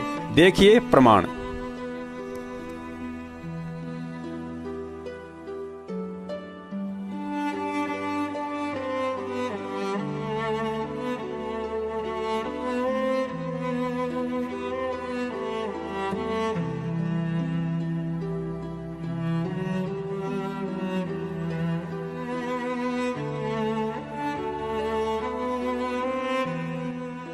उसके बाद 2014 बरवाला कांड भी संत रामपाल जी महाराज जी के इर्द गिर्द रहने वाले काल प्रेरित भक्तों के अहंकार का नतीजा है। सतलोक आश्रम बरवाला द्वारा संगत व दान के अहंकार के चलते 42 बार न्यायपालिका को ठेंगा दिखाते हुए संत रामपाल जी महाराज जी से नहीं बल्कि उन 38 लोगों से भी लगातार 42 बार कोर्ट की अवमानना करवाई गई जो करौथा कांड के बाद जमानत पर बाहर थे। और 2014 बरवाला कांड में सतलोक आश्रम मैनेजमेंट किस तरह संत रामपाल जी महाराज जी को आम मानुष समझते हुए उन्हें कोर्ट में ना जाने के लिए और ना जाने देने के लिए किस तरह मीडिया को बता रहा है। देखिए अपनी आंखों से। वहीं इस मामले पर राष्ट्रीय समाज सेवा समिति के अध्यक्ष और सतलोक आश्रम के समर्थक राम कंवल ढाका ने आज शाम को कहा है कि अगर बाबा रामपाल खुद भी जाना चाहेंगे अदालत में तो वो उनको नहीं जाने देंगे। आइए उन्होंने क्या कहा ये भी आपको सुनवाते हैं। न्यायालय जाना चाहें तो संत रामपाल जी महाराज को भी हमारी 1 लाख लोगों की लाशों के ऊपर से गुजरना पड़ेगा। ये आज हमने निर्णय लिया है सर। इसलिए किसी भी सूरत में 17 तारीख तो क्या उससे आगे भी हम संत रामपाल जी महाराज को किसी भी झूठे मुकदमे में न्यायालय में उपस्थित नहीं होने देंगे। जी, तो काफी सरगर्मी हो गई है, माहौल तनावपूर्ण बनता जा रहा है। हालांकि अभी तक वहां पर हालात हैं, अभी खुशकिस्मती से हालात वहां पर बिगड़े नहीं हैं। लेकिन क्या आपको लगता है कि कानून के जो हालात है कानून के अनुसार वो बिगड़े ऐसे ही बने रहेंगे अगर यही स्थिति दिन बर दिन गंभीर होती गई तो? जिस प्रकार से ये प्रवक्ता जो हैं संत राज कपूर जी बोल रहे हैं जी और धमकी दे रहे हैं कि भाई हम ना जाने देंगे और ना वहाँ कोई पुलिस को आने देंगे, ना अदालत में पेश होंगे, अदालत बेची जाती है, खरीदी जाती है। इससे मुझे लगता है कि वहाँ हर हालत में क्लैश होगा और बेगुनाह आदमियों को वहाँ मरवाया जाएगा। पुलिस वाले इंजर्ड होंगे, बेगुनाह आदमी, बच्चे, औरतें इंजर्ड होंगे। लेकिन तो संत रामपाल जी को इस बारे में सोचना चाहिए। वो संत हैं, हिंसा के ठेकेदार नहीं है। उनको ये चाहिए कि कोई भी मेरा अनुयायी कानून हाथ में नहीं लेगा, ना कोई ऐसी भाषा का प्रयोग करेगा और इस देश के कानून का, संविधान का और जुडिशरी का सम्मान करेगा। ये उनका परम कर्तव्य है। और इस देश में रहकर इस तरह की भाषा प्रयोग करना, इस तरह जुडिशरी को चैलेंज करना, एडमिनिस्ट्रेशन को चैलेंज करना, बीमार है नहीं है उसका अलग समाधान है।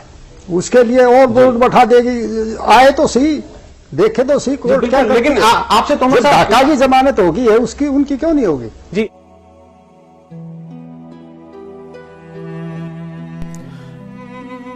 पुण्यात्माओं, इस वीडियो में आप सतलोक आश्रम मैनेजमेंट के मुख्य सेवादारों का जो अहंकार देख रहे हैं, जिसका नतीजा सबके सामने है। लाखों भक्तों ने नाम त्याग दिया, सैकड़ों परिवार उजड़ गए, कुछ को जेल तो कुछ भगोड़े बनकर दिन काट रहे हैं, तो कुछ काल प्रेरित स्वार्थी लोगों ने मौके पर चौका लगाते हुए धर्म को धंधा बनाकर फर्जी नामदान केंद्र, पाठ और ज्योति के नाम पर संगत को ही लूटना शुरू कर डाला।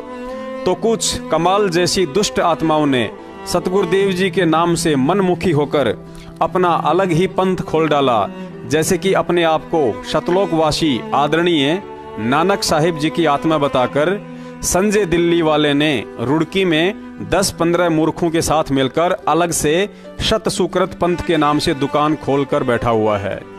क्योंकि यह हिंदुस्तान है और यहाँ पर धर्म की आड़ में जब लोग राजनेता बन जाते हैं तो बाबा बनकर किसी को मूर्ख बनाना तो बड़ा ही आसान है। देखिए यह छोटी सी झलक जिसमें दिखाया गया है कि गांव से आए एक युवक को जब दिल्ली में नौकरी नहीं मिली तो अंत में गुस्सा होकर दिल्ली नगर निगम के बोर्ड पर गोबर फेंकने लगा। जिसे देख लोग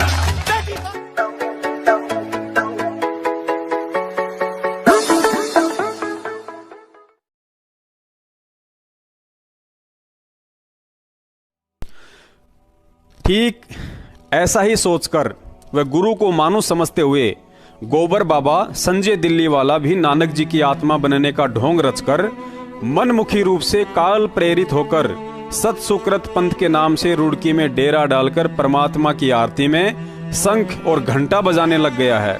भक्तों के सर पर सफेद कपड़े बांधकर उन्हें साईं बाबा बना डाला है और अपने भक्तों को 1200 रुपए की लागत बताकर 100 ग्राम तेल की शीशी देकर कहता है कि मैंने इसमें प्रथम मंत्र और सतनाम का रसायन बनाकर डाल दिया है।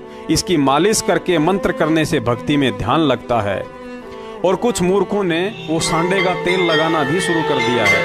देखिए उसके पाखंड की एक छोटी सी झलक।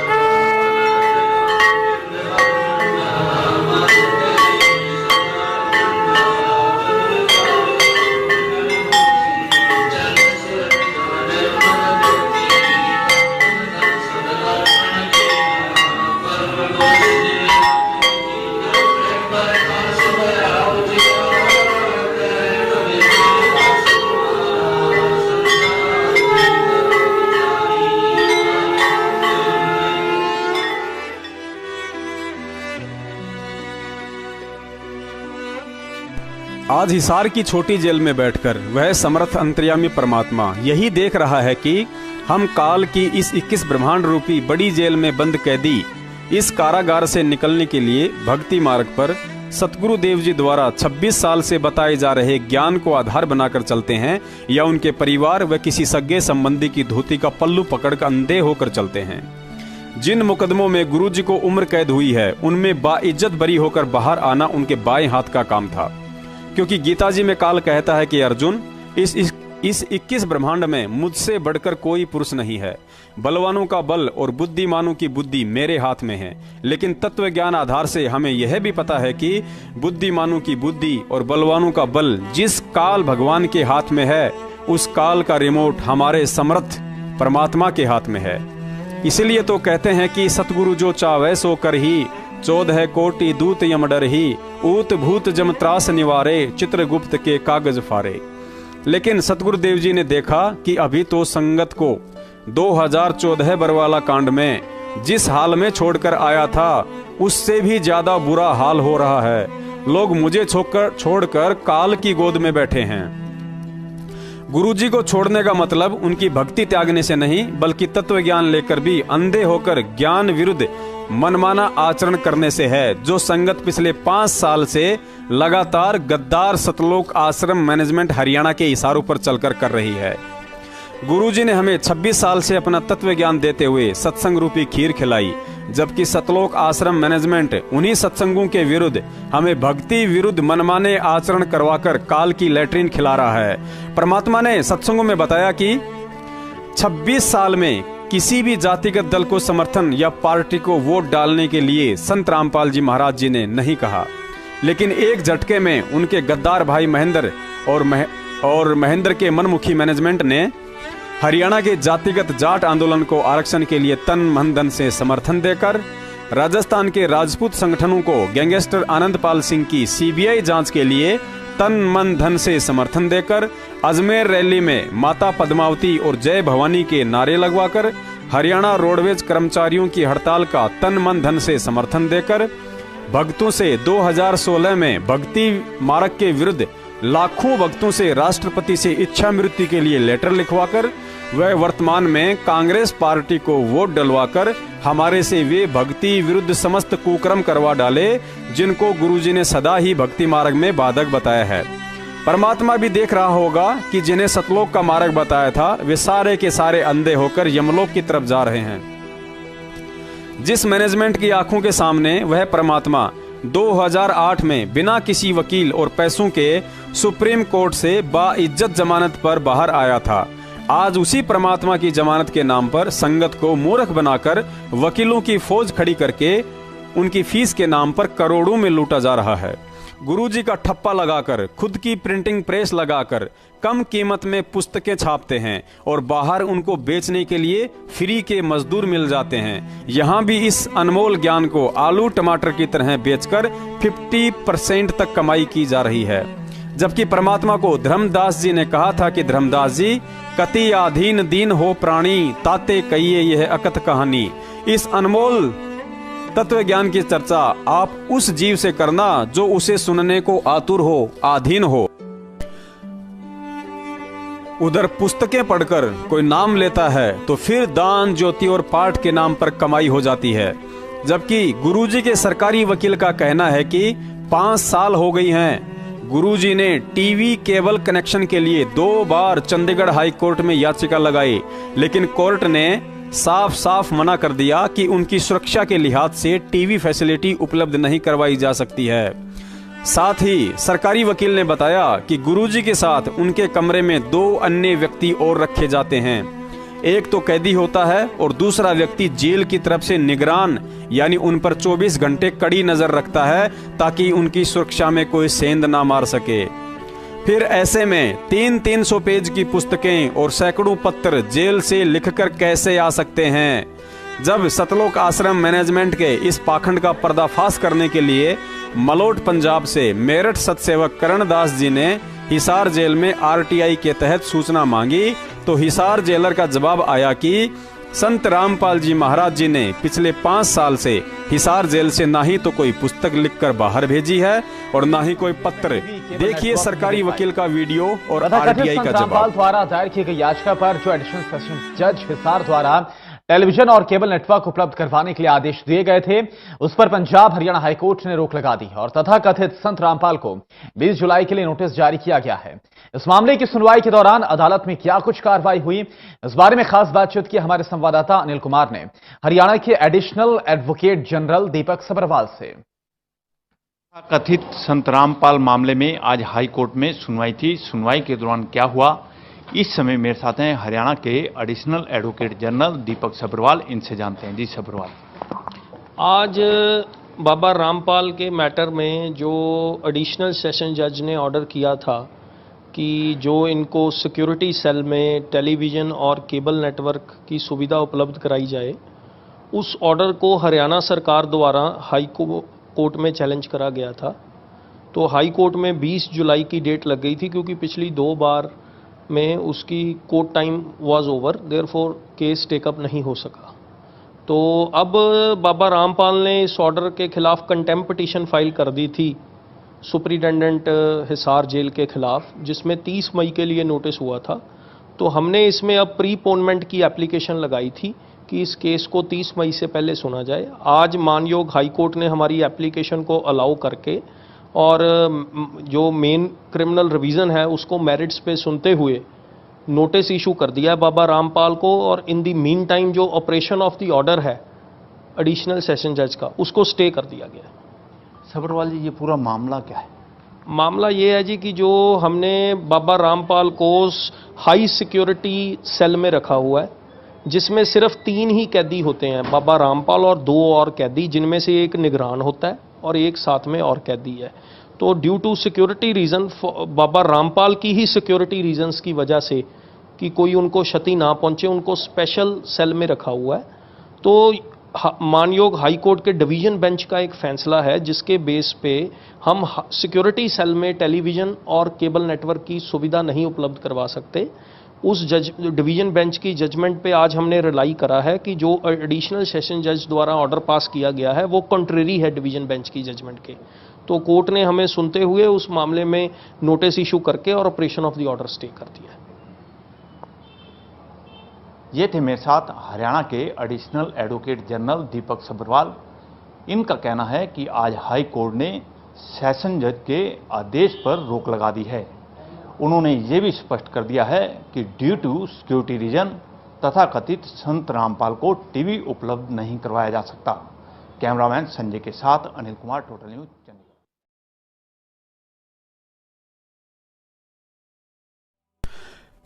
अब चूंकि पिछले 4 साल से सतसेवकों ने सतलोक आश्रम मैनेजमेंट हरियाणा के पाखंड का सबूतों सहित भंडाफोड़ कर डाला, तो इनके आडंबर का काला साम्राज्य दिनों दिन ढलते सूरज की तरह डूबता जा रहा है। तो इन्होंने एक अंतिम चाल चली नकली ऑडियो की। संगत में 2-2 मिनट की नकली ऑडियो भेजकर भक्तों को पुनः मूर्ख बनाने की कोशिशें की गई, लेकिन ज्यादातर संगत अब इनकी इंग्लिश चाल को समझ चुकी है। दूसरी बात, हम क्यों और कैसे यकीन करें कि जो ऑडियो मैनेजमेंट भेजता है वे हमारे सतगुरुदेव जी की हैं, क्योंकि उन ऑडियो में ज्ञान विरुद्ध बातें बोली जाती हैं जो एक गुरु भगत को स्वीकार्य नहीं हो सकती। अगर ज्ञान को छोड़कर ऑडियो में कही गई बातों को सत्य मानकर चलें तो कबीर साहिब जी का विधान फैल हो जाता है कि जब तक ना देखे निज नैना तब तक ना माने गुरु के बैना। अर्थात कबीर साहिब जी ने काल की सूक्ष्म चाल से सजग करते हुए हमें चेताया है कि बच्चों, यह काल का लोक है, यहाँ कदम कदम पर धोखा है और इस भक्ति मार्ग में एक भगत को अपने गुरु की ही उन्हीं बातों पर यकीन करना है जो आपने अपनी आंखों से देखी हो और कानों से सुनी हो, वरना बहुत बड़ा धोखा खा जाओगे। और वह धोखा भगत समाज बरवाला कांड 2014 में खा चुका है। जो गद्दार सतलोक आश्रम मैनेजमेंट आज इन नकली ऑडियो को गुरुजी की बताकर भक्तों से ज्ञान विरुद्ध व मनमाना आचरण करवा रहा है, बरवाला कांड में इसी मैनेजमेंट ने गुरुजी के ही आदेश बताकर हम भक्तों को काले कपड़े पहनाकर हाथों में लठ पत्थर और बंदूकें देकर दुनिया के सामने गुंडा बनाकर खड़ा कर दिया था। बरवाला कांड के बाद जब गुरुजी ने मीडिया के सामने इसका खुलासा किया तो भक्तों की आंखें फटी की फटी रह गई कि इन गद्दारों ने गुरुजी के आदेशों की आड़ में हमसे क्या क्या करवा डाला। और वही काम ये पिछले 5 साल से आज करवा रहे हैं। सुनिए सतगुरुदेव जी का ये छोटा सा वीडियो। झूठे कैसे हैं आपके ऊपर? आपके गुंडे इतने खड़े थे वहाँ पे, हजारों आदमी हरियाणा पुलिस से। मेरे नीचे राष्ट्रीय समाज सेवा समिति नहीं तो आपकी समिति है। अरे आपकी समिति है बाबा। आप अपने आप को संत कहते हैं, आप संत कहना ले आए। कहा जाता रहा कि आप अस्वस्थ है जिसकी वजह से कोर्ट में पेश नहीं हो पाए। अब स्वस्थ हो गया, मैं पहले बीमार था। रामपाल जी, आपकी जो बेल एप्लीकेशन थी वो भी अब रिजेक्ट कर दी गई है, जो 2008 में आपको बेल मिली थी कोर्ट की तरफ से, उसके बारे में क्या कहना है? धन्यवाद। जो पूरा विवाद हुआ उसमें 6 लोगों की जान गई, आपको कोई अफसोस है उस बात का? बहुत अफसोस है जी। नहीं, जो आपने अपने अनुयायियों को ढाल बनाया और आप पीछे छुपे रहे, मैंने किसी को नहीं, वो आप सही मानते हैं? मैंने नहीं बनाया किसी को, वो अपने आप ही बन रहे थे, मुझे भी रोक रखा था।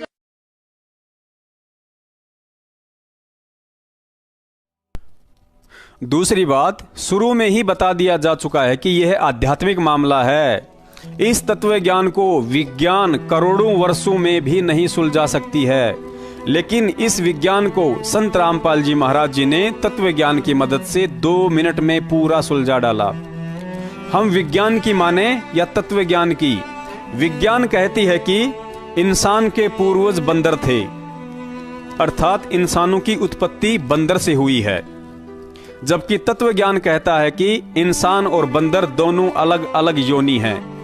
ठीक इसी तरह जब भगत समाज ने हिसार जेल के नाम से संगत में भेजी जा रही नकली ऑडियो को सच साबित करने के लिए बेंगलोर की किसी लेबोरेटरी की रिपोर्ट भेजी है कि इस ऑडियो की आवाज व गुरुजी के सत्संगों की आवाज दोनों एक जैसी ही हैं, लेकिन तत्व ज्ञान कहता है कि परमात्मा की आवाज को विज्ञान और लेबोरेटरी तो क्या स्वयं काल भगवान भी नहीं पहचान सकता है, क्योंकि परमात्मा उसे भी धोखे में रखकर अपना ज्ञान प्रचार करते हैं, लेकिन वह पहचान में नहीं आता है और ना ही काल उसे पहचान पाता है कि यह वही संत है या कोई अन्य। दूसरी बात, तत्व ज्ञान कहता है कि काल भगवान स्वयं भी गुरु का रूप बना सकता है। मालिक कहते हैं झूठा गुरुआ काल है गुरु का धर्या स्वरूप, और गुरु की आवाज भी निकाल सकता है। इसके लिए गुरुजी ने अपने सत्सेवक बच्चों को इंद्रमती का उदाहरण देकर समझा रखा है। कबीर साहिब जी ने इंद्रमती से कहा था कि बेटी, कल मेरे रूप में काल आएगा और तू उस दिन उसे दंडवत प्रणाम मत करना। मैंने तुझे जो नाम दिया है इसका सुमरण करना, इससे उसका वास्तविक काल स्वरूप सामने आ जाएगा। दूसरे दिन ठीक ऐसा ही हुआ। इंद्रमती अपने कक्ष में आराम कर रही थी, तभी उसके कानों में गुरुजी की आवाज सुनाई दी। वह समझ गई कि काल आया है, लेकिन इंद्रमती ने उसे दंडवत प्रणाम तक नहीं किया और नाम का जाप करने लगी। तो कुछ ही देर में काल के शरीर से गुरुजी का आवरण हटने लगा। काल ने सोचा जरूर इसके पास कोई प्रबल शक्ति है और कहा कि तुझे तो मैं बाद में देखूंगा। दोपहर के बाद 4 बजे सी काल आया सतगुरु रूप में। आवाज लगाई कि इंद्रमती। रानी ने देखा गुरुदेव आगे। परमेश्वर ने कहा था कि उस दिन मेरे रूप में काल आएगा, तू उठ के सत्कार भी मत करना उसका। अन्य समय में उसके बाद अगर गुरुदेव का सत्कार नहीं करोगे तो तुम नाम रहित हो जाओगे। लेकिन ये मेरा आदेश है उस दिन के लिए बेटी। अब सामने देखा वो परमेश्वर रूप में, अपने गुरुदेव के रूप में, और काल आया कि इंद्रमती क्या कर रही है बहन। इंद्रमती ने देखा कि ये तो सचमुच आ गया, क्योंकि गिग्गी तो बंध ही रही थी और उंगलियां पर गिन रही थी। तीसरा दिन और लास्ट समय चल रहा था। उसी समय सिमरन शुरू कर दिया जो मंत्र दिया था। 2 मिनट के बाद डरती डरती आंखें खोली तो उस काल का वो स्वरूप बदल। पुण्यात्माओं, अब आप ही बताइए, गुरु के साक्षात मुखारविंद से सुने हुए तत्व ज्ञान को छोड़कर हम कैसे किसी ज्ञान विरुद्ध नकली ऑडियो पर यकीन करें कि वह आवाज हमारे सतगुरुदेव जी की है। सतलोक आश्रम मैनेजमेंट हरियाणा जिस बेंगलोर की लेबोरेटरी की रिपोर्ट के आधार से संगत में यह भ्रम फैला रहा है कि हमने जब गुरुजी की ऑडियो को और सत्संगों को लेबोरेटरी में जांच करवाया तो लेबोरेटरी वालों ने कहा कि यह दोनों आवाज एक ही व्यक्ति की हैं। पुण्यात्माओं, सबसे पहला सवाल तो यह है, यदि सतलोक आश्रम मैनेजमेंट हरियाणा को इस बात का पक्का पता है कि ये जो ऑडियो आ रही हैं वे हिसार जेल से गुरुजी की ही आ रही हैं, तो इन नालायकों ने अपने गुरुजी की आवाज पर कैसे विश्वास ना करते हुए बेंगलोर में लेबोरेटरी से जांच करवाई। और दूसरी बात, पुण्यात्माओं, जो साइंस इंसानों को बंदरों से ही उत्पन्न हुआ मान रही है कि इंसानों की उत्पत्ति बंदरों से ही हुई है, उस साइंस ने भी यह आविष्कार बेंगलोर की ऐसी ही लेबोरेटरियों में जांच कर करके हमारे पाठ्यक्रम में लिख दिया। लेकिन संत रामपाल जी महाराज जी ने वास्तविकता बताई कि इंसानों की उत्पत्ति बंदरों से नहीं, बल्कि इंसान और बंदर दोनों अलग अलग योनि हैं। तो पुण्यात्माओं, हम कैसे इन लेबोरेटरियों पर यकीन कर लें? पुण्यात्माओं, अगर सतगुरुदेव जी सामने होते तो हम उन्हीं की बताई विधि अनुसार पहले दंडवत प्रणाम करके जांच कर लेते कि कहीं गुरुजी का भेष बनाकर ये नकली आदेश काल तो नहीं दे रहा है। लेकिन धर्म संकट यह है कि अब मोबाइल के आगे दंडवत प्रणाम करने से कैसे पता चलेगा कि इसके माध्यम से जो आवाज आ रही है वह हमारे गुरुदेव की ही है या काल भगवान की है। काल तो इतनी प्रबल शक्ति है जो गुरुजी की आंखों के सामने आश्रम में घुसकर महेंद्र के माध्यम से कांड करवा सकता है, तो क्या मोबाइल में घुसकर गुरुजी की आवाज नहीं बदल सकता? अतः इन नकली ऑडियो को सत्य मानकर भक्ति विरुद्ध कर्म करना चाहती है यदि संगत तो बेशक करे, हमें किसी पर कोई दबाव नहीं डाला है। लेकिन सत्सेवक इस भक्ति मार्ग पर ऑडियो आधार से नहीं बल्कि तत्व ज्ञान आधार से ही चलेंगे। अब की बार इन पाखंडियों की विज्ञान और लेबोरेटरी के बहकाव में आकर वह गलती नहीं करनी है जो युगों युगों से करते आ रहे हैं। तत्व ज्ञान कहता है कि हम जिस गुरु की भक्ति कर रहे हैं वह कभी भी दोगली बातें नहीं करता जो इन ऑडियो में कही जाती हैं। तो ये ऐसे कुसंगत होती है, वो बर्बाद करती है उन्हीं को जो मंद बुद्धि होते हैं। नहीं तो ज्ञानवान तुरंत सोच लेते ये कोई बात है। इतने दिन हो गए गुरुजी ने 15 साल हो गए, मैं नाम देते न किसी को ऐसा कुछ कहा नहीं, कोई ऐसी दोगली बात करी नहीं। तो उन दुष्टों ने ऐसी चाल चली कि गुरुजी का आदेश बता दिया, सब बेचारे 10-20 ये उनके द्वारा बताई गई क्रिया करने लगे, तो हमारे उसे खत्म हो गए भगवान के अकाउंट से। अब उनको पता लगा, सभी अपना क्षमा याचना कर रहे हैं। 10-20 खराब हुए थे, फिर सेट हो गए, उनको नाम दे दिया। पुण्यात्माओं, अब आगे रही बात सतगुरुदेव जी के जेल से बाहर आने की या उनको बाहर निकालने की, तो यह सत्य है कि सतगुरुदेव जी कानून के तहत ही जेल के अंदर गए हैं और जाहिर सी बात है बाहर भी कानूनी तरीके से ही आएंगे। लेकिन उन्हें एक सामान्य संत समझते हुए जिस तरह पिछले 4 साल से सतलोक आश्रम मैनेजमेंट द्वारा ड्रामे किए जा रहे हैं, उनकी कतई आवश्यकता नहीं है। क्योंकि 2008 में बिना किसी वकील के सुप्रीम कोर्ट से बाइज्जत जमानत पर बाहर आकर सतगुरुदेव जी ने साबित कर दिया था कि सांच को आंच नहीं है। सत्य को कुछ समय के लिए दबाया जा सकता है लेकिन मिटाया नहीं। यदि सतलोक आश्रम मैनेजमेंट वाले 38 वकीलों की फालतू की फौज भी खड़ी नहीं करते और उन वकीलों की फौज के नाम पर संगत से गुरुजी की जमानत के नाम पर दान की भीख भी नहीं मानते, तो भी उस सतवादी संत को निर्धारित समय यानी ठीक के वक्त पर जेल से बाहर आने से दुनिया की कोई भी कोर्ट या जज नहीं रोक सकता। सतलोक आश्रम मैनेजमेंट हरियाणा ने तो मात्र संत को जेल में बैठाकर मौके पर चौका मारते हुए संगत की भावनाओं के साथ खेलते हुए करोड़ों अरबों में प्रॉपर्टी बनाकर अपना उल्लू सीधा किया है। संगत का भक्तों पर विश्वास व भोलेपन का नाजायज फायदा उठाते हुए अपने उन सभी रिश्तेदारों को कुछ दिनों के लिए नाम दीक्षा दिलवा कर जिनके रिश्ते नहीं हो रहे थे, उन नालायकों के फेरे फिरवा दिए। मध्य प्रदेश के स्टेट कोऑर्डिनेटर विष्णु साहू जैसे लोगों ने, जिसने कभी काम धंधे को हाथ लगाया नहीं, लेकिन संगत से आ रही हराम की कमाई पर अपने बच्चे को उच्च शिक्षा के लिए विदेश भेज दिया। जिन कोऑर्डिनेटरों की बरवाला कांड से पहले साइकिल खरीदने की औकात नहीं थी, आज वे 4 पहिए की गाड़ियों में घूमते नजर आते हैं। जिन कोऑर्डिनेटरों के बच्चे की पिछवाड़े से पैंट फटी हुआ करती थी, आज वे 3-3 हजार की जींस और हाथों में 30,000 के मोबाइल फोन लेकर घूमते नजर आते हैं। बरवाला कांड से पहले जो कोऑर्डिनेटर स्वयं 10 दिन में एक बार नहाया करते थे, आज हराम की कमाई के चलते अपने आप को उस क्षेत्र के विधायक से कम नहीं समझते हैं। सवाल पूछने पर भक्तों को ऐसे धमकी देते हैं जैसे भगत समाज पहले उनके बाप दादों के यहाँ गाय भैंस का गोबर ढोने का काम किया करते थे। स्टेट कोऑर्डिनेटर की तो बात ही छोड़ दीजिए, उन्होंने तो अपने आप को सतलोक का द्वारपाल ही समझ लिया है। यदि कोई भगत गुरुजी से पहले उनके आदेश मानकर उनकी गुलामी नहीं करेगा तो उसे 100 जन्म भी सतलोक नसीब होने वाला नहीं लगता।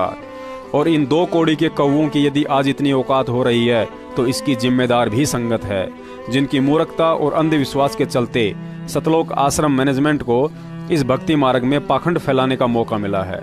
और इसी बात का फायदा उठाते हुए मैनेजमेंट वालों ने 5 साल में वो गदर मचाया है जिसकी कोई हद नहीं है। अंधे होकर बिना आगा पीछा देखे तारीखों पर जाकर अपनी मूर्खता का प्रमाण और प्रशासन के द्वारा सतगुरुदेव जी को तकलीफ पहुंचाने में संगत ने कोई कसर नहीं छोड़ी। कहते हैं करत है पुण्य होत है पापम, बैल बनकर कमाना और फिर पुण्य प्राप्ति के झूठे चक्कर में उसी पैसे को कुपात्र सतलोक आश्रम मैनेजमेंट के गांव-गांव में बैठे फर्जी नामदान केंद्रों पर ठगों के हाथों में देकर पाप के भागी बनना। 5 साल होने को आई, लेकिन आज भी 90% संगतों को इस बात की जानकारी तक नहीं है कि गुरुजी पर कुल कितने मुकदमे लगे हैं, कितने खत्म और कितने अभी चल रहे हैं, उन मुकदमों में कितने वकील हैं और गुरुजी ने कोर्ट में किसके खिलाफ बयान देकर उसे बरवाला कांड का दोषी बता रखा है। संगत ने परमात्मा को मदारी समझ लिया है कि गुरुजी चमत्कार करेंगे, गुरुजी चमत्कार करेंगे, जबकि 26 साल से गुरुजी यही कह रहे हैं कि भक्तों को चमत्कार के भरोसे नहीं बल्कि ज्ञान के भरोसे चलना है। चमत्कार ही देखना है तो 100 रुपए का टिकट खरीदकर किसी सर्कस में चले जाइए, वहां 2 मिनट में एक जादूगर शरीर को बीच से काटकर वापस वैसा ही जोड़ देता है। जरा गौर से विचार करेंगे तो पता चलेगा कि वर्तमान में संगत के विकेट पर विकेट गिर रहे हैं, अर्थात काल एजेंट सतलोक आश्रम मैनेजमेंट के हर एक भक्ति विरुद्ध मनवस आचरण में सहयोगी भगत परमात्मा के विधान के खिलाफ चलकर उनके हृदय से उतरते जा रहे हैं, अर्थात फेल होते जा रहे हैं। सतलोक में परमात्मा के विधान को त्याग कर काल में आसक्ति लगा बैठे और अब यहाँ भी परमात्मा के विधान के खिलाफ उसी काल एजेंट सतलोक आश्रम मैनेजमेंट के गद्दारों के फर्जी आदेशों के गुलाम बनते जा रहे हैं और फिर भी आशा करते हैं सतलोक जाने की। ये तो वही हाल हो गया जो गुरुजी ने अपनी वाणी में बताया था कि अहरण की चोरी करके करे सुई का दान और छत पर चढ़कर देख रहा है कि गुरुजी आए नहीं लेकर विमान। भक्तों के बहुत से फोन आए कि भगत जी हमें नाम जाप से वैसा लाभ नहीं मिल पा रहा है जो लाभ 2014 से पहले मिलता था और ना ही भक्ति में वैसा मन लगता है। पुण्यात्माओं, गुरुजी ने हमें गीता जी अध्याय 16 का श्लोक 23 पढ़कर बताया कि शास्त्र अनुकूल भक्ति को त्याग कर जो मनमाना आचरण करते हैं उन्हें ना ही तो लाभ होता है और ना ही सिद्धि। अब संगत खुद अपने आप को तत्व ज्ञान के तराजू में तोलकर देख ले कि हम कितने पानी में हैं। वर्तमान में कितने भगत गुरुजी के बताए अनुसार मार्ग पर चल रहे हैं और कितने भगत काल एजेंट सतलोक आश्रम मैनेजमेंट के इशारों पर अंधे होकर जाट आंदोलन, राजपूत आंदोलन, रोडवेज आंदोलन और कांग्रेस को वोट देकर भांगड़ा डांस कर रहे हैं और उम्मीद कर रहे हैं काल के सिर पर पैर रखकर सतलोक जाने की। दूसरी बात गुरुजी ने बताई कि यदि प्रधानमंत्री को कोई गलत शब्द बोल दे या उसके काफिले में बाधा उत्पन्न करने की कोशिश करे तो प्रधानमंत्री उसे कुछ नहीं कहता, लेकिन उसके बॉडीगार्ड बाद में उसकी देही को तोड़ते हैं। ठीक इसी तरह गुरुजी ने बताया कि काल भगवान का इष्ट देव भी वही कबीर परमात्मा है और उसके इष्ट देव के साथ यदि कोई छल कपट या धोखा करता है या उन धोखेबाजों का कोई सहयोग करता है तो समझदार को इशारा काफी है कि उन जीवों को कितना सुख व दुख मिलेगा। तथा काल भगवान के इष्ट देव के साथ वर्तमान में जिसने धोखा किया है वह सतलोक आश्रम मैनेजमेंट है और संगत ने इस धोखे में इन धोखेबाजों का कुछ तो बरवाला कांड में सहयोग किया और कुछ आज उनके मनमाने आचरणों में शामिल होकर सहयोग कर रही है। और जब तक संगत द्वारा उन धोखेबाजों का इसी तरह सहयोग होता रहेगा तब तक कोई भी भगत गुरुजी के जेल से बाहर आने की उम्मीद ना करे। यही परम सत्य है। आज गुरुजी के दुख व जेल जाने का मुख्य कारण मनवस मैनेजमेंट के गद्दारी और तत्वज्ञानी संगत की नादानी है और जब तक यह गद्दारी और नादानी साथ साथ चलती रहेगी तब तक सतगुरुदेव जी जेल से बाहर आने की दया नहीं करने वाले हैं। गद्दार तो वफादार नहीं बनने वाले हैं, लेकिन यदि संगत ने नादानी त्याग कर समझदारी दिखा दी तो समझो हम परमात्मा को प्रसन्न कर रहे हैं और जिस दिन वह दयालु परमात्मा प्रसन्न हो गया उस दिन उसे जेल से बाहर आने के लिए 40-40 वकीलों की फालतू की फौज और संगत के करोड़ों रुपयों की जरूरत नहीं बल्कि उनका सरकारी वकील और उस वकील की 500 रुपए की फीस ही काफी होगी। इसके लिए अंतिम रास्ता यही है कि हम गुरुजी को पहचानें, उनके संविधान और मिशन को समझें, फिर गद्दारों का साथ छोड़कर उनके मार्गदर्शन अनुसार भक्ति और अपनी रोजी रोटी का धंधा करें और उनसे भक्ति व मर्यादा की भीख के साथ साथ उनके आगे हृदय से यही अरदास करते रहें कि हे बंदी छोड़, अब दया करो हम नीचों पर। हम दोनों कान पकड़कर और जमीन में नाक रगड़ रगड़ कर बार बार अपनी मनवस आचरणों की आप जी के सामने दंडवत समायाचना की प्रार्थना करते हैं। हमें माफ कीजिए गुरुदेव, हमें माफ कीजिए। सत साहेब।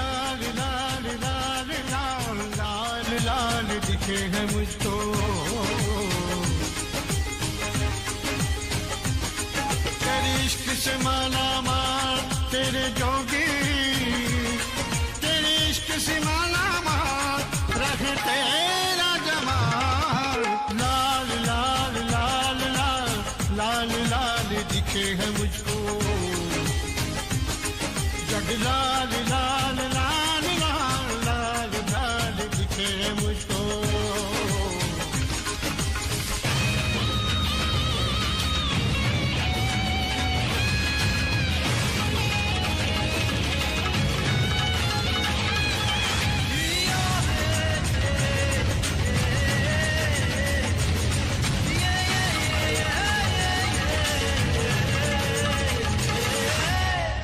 जिंदगी कदम कदम पे देती है यूं तो धोखा, उसकी बात बन जाती है जो ना गवाए मौका। होती है जीत उसकी जिसे जीत पे भरोसा। जिंदगी कदम कदम पे देती है यूं तो धोखा, उसकी बात बन जाती है जो ना गवाए मौका। तू सच के साथ है तो खुदा तेरे